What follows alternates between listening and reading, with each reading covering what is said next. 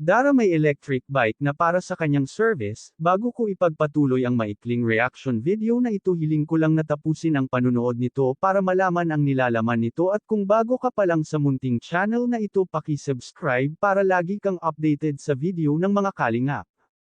At huwag natin kalimutan suportahan ang ama ng kalingap na si Val Santos Matubang at si Kalingap Rab. Isang mapagpalang araw sa inyong lahat mga ka-viewers. Ilang araw na lang ay cutting ribbon na ng bahay ni Dara dahil nakumpleto na ang mga gamit ng bahay ni Dara at doon na din sila natutulog magkapatid. Nalungkot nga si Dara at magsusolo na naman silang magkapatid sa bundok, at ang mga karpintero ay umuwi na dahil magsisimulan na naman sila sa ibang bahay ng mga beneficiary.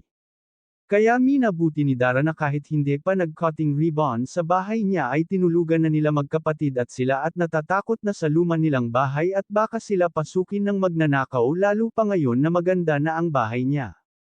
Isang viewers nga ang nag-request na sana may magbigay kay Dara ng electric bike para may service siya sa school kasi minsan hindi siya naihahatid sundo ng kanyang service at pag minsan ay may lakad ito or may trabaho.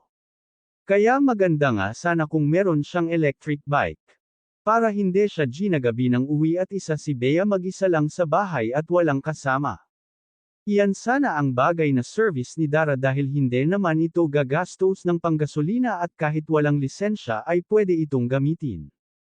Ito rin kasi ang naiisip ng mga nakakaraming viewers para kay Dara, pero suggest lang po ito ng nakakarami.sa. Ngayon po ay aabangan natin ang ribbon cutting sa bahay ni Dara dahil marami siyang bisitang darating at may kakaibang pasabog na gagawin ang mga Kalingap Angels.